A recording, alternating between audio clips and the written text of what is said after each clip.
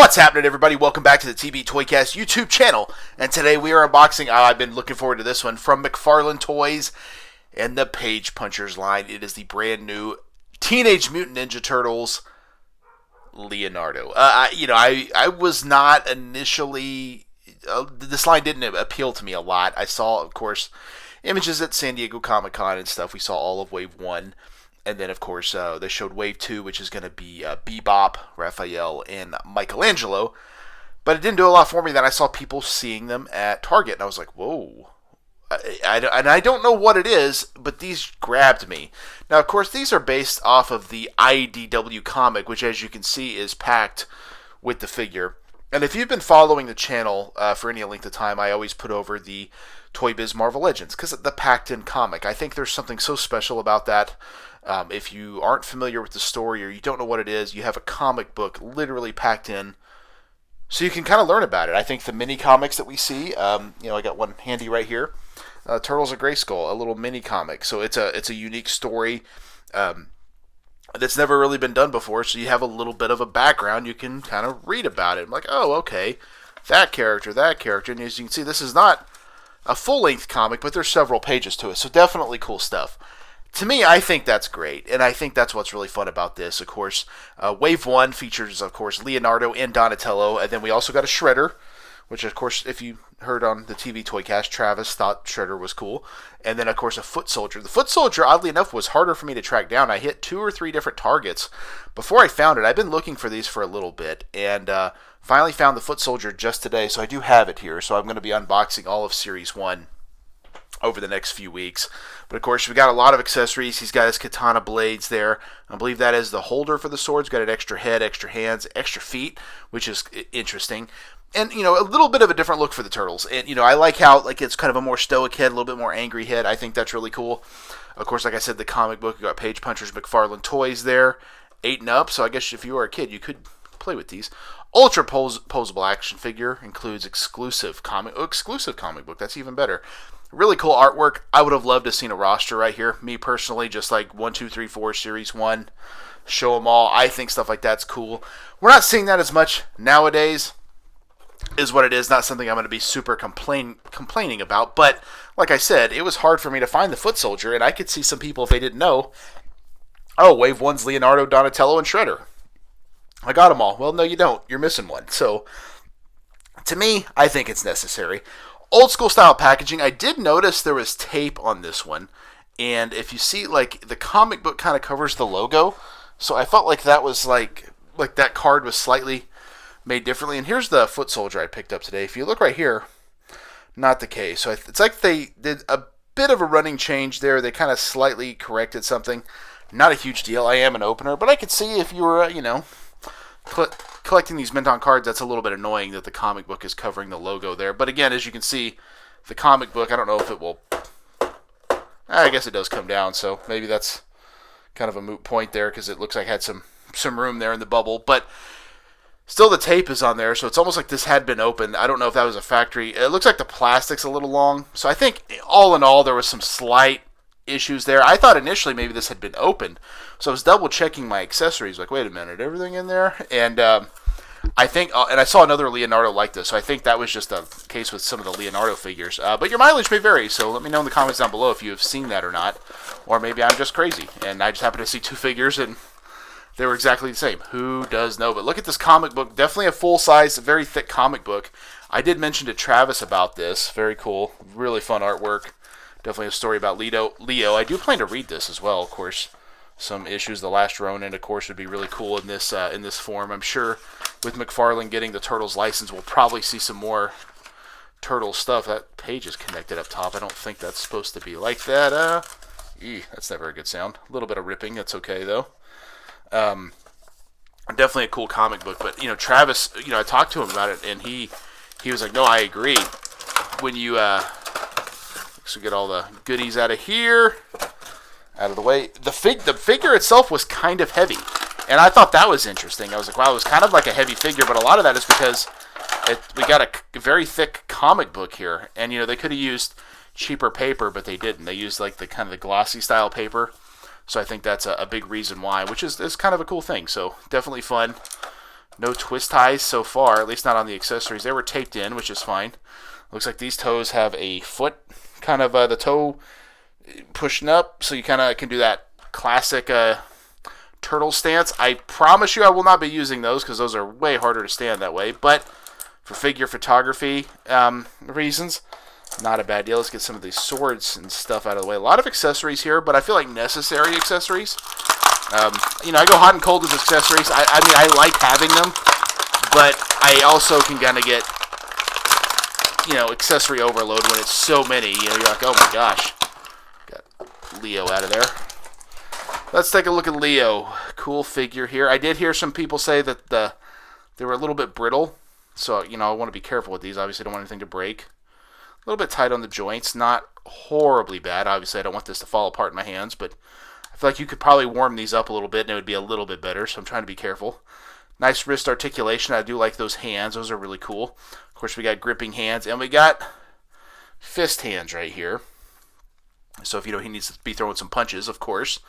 But overall, pretty cool. Like I said, you could kind of do the the action pose here and put one of those toe pointed feet right there.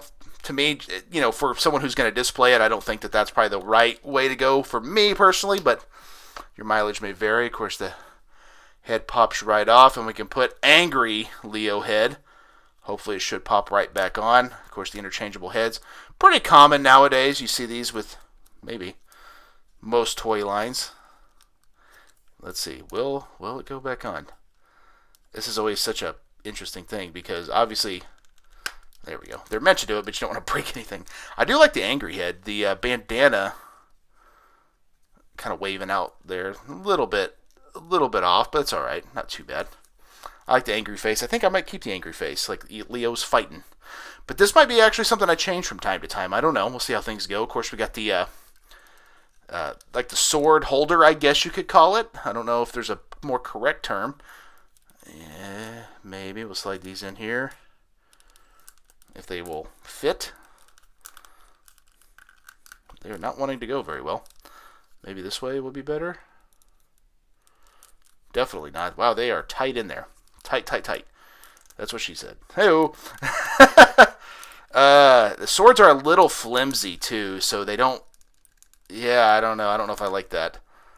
See, like, as I try to push it down in there, it's like it's too tight to fit, but too flimsy to hold itself up.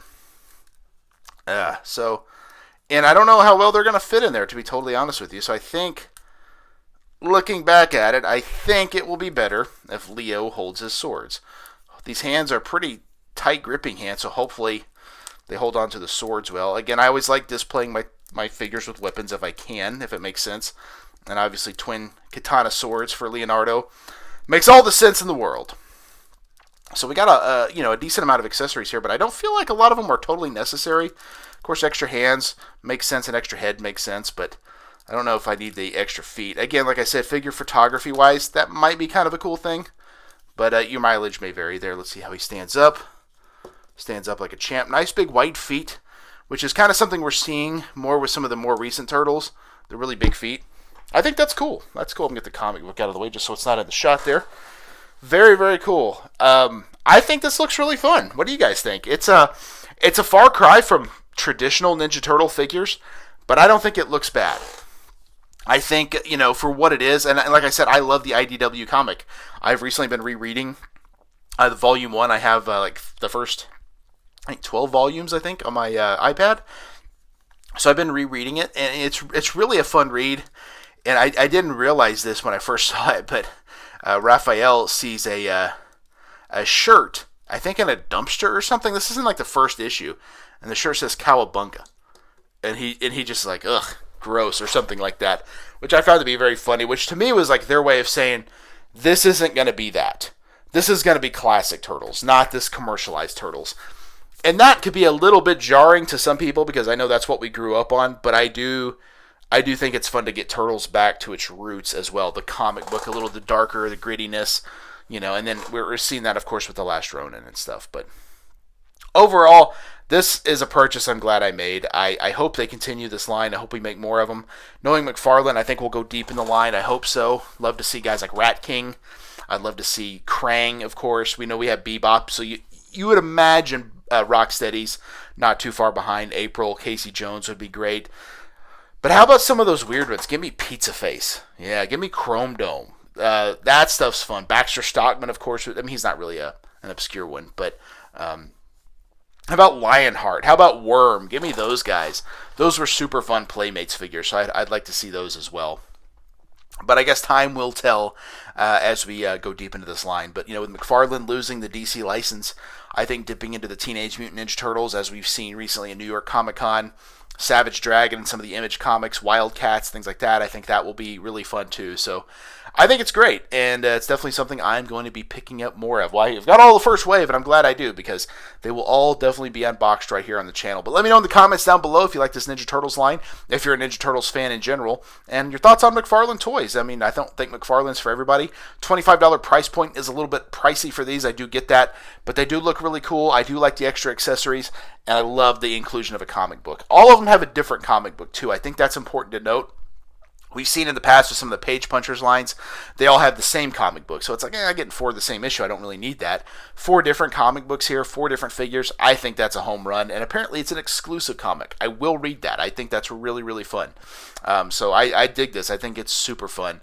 And it's going to be a welcome addition to my collection. So another slippery slope. Steve Hoker always likes to send me a GIF, a GIF, whatever it's called, of Home Alone 2, when they fall, the bad guys fall either on ice or when he, messes up the necklace. So I'm like, oh, dude, Steve, did you see this? I'm thinking, I got to get this. And he's just like, uh-oh, and he sends me that slippery slope to let me know I'm once again falling down a slippery slope, but we laugh about it. It's always a good time. So, hey, Steve, maybe you'll have to pick up these turtles. You send yourself that slippery slope video. That'll be funny stuff. But always a lot of fun. Of course, check out my other unboxing videos. Last week, I had a really fun week of unboxings. On Monday, I unboxed He-Man from the Masters of the Universe, Masterverse New Eternia line. What a great figure that was, and going deep into that New Eternia Masterverse line, so much fun. That was on Monday. On Wednesday, I did something, again, different, another slippery slope, as it were. I unboxed Shaggy from this new Scooby-Doo line from Jada Toys. I was blown away by that figure. It is so good. Really makes me excited for the rest of the Scooby-Doo line. And then on Friday, of course, was the Joker, Vampire Joker from DC Multiverse, again, from McFarlane Toys. So much fun. Great stuff. Check all those out. Check out What's on the Pegs. Check out Tales of the Toy Box. And, of course, check out the TB Toycast podcast, the flagship show, wherever you get your podcast. That's it. That's all I got. Thank you all very much for checking out the TB Toycast YouTube channel. That's Leonardo from the Ninja Turtle Page Punchers. And we will see you in the toy aisle. Yeah. One more time.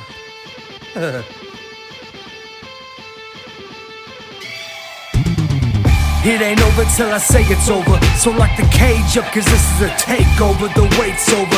If this the final time we meet, then you'll be on your back on my feet. Then I'll tip the cage over as a hangover. I'm super fly so I can splash off the top. And I can shut down the shop.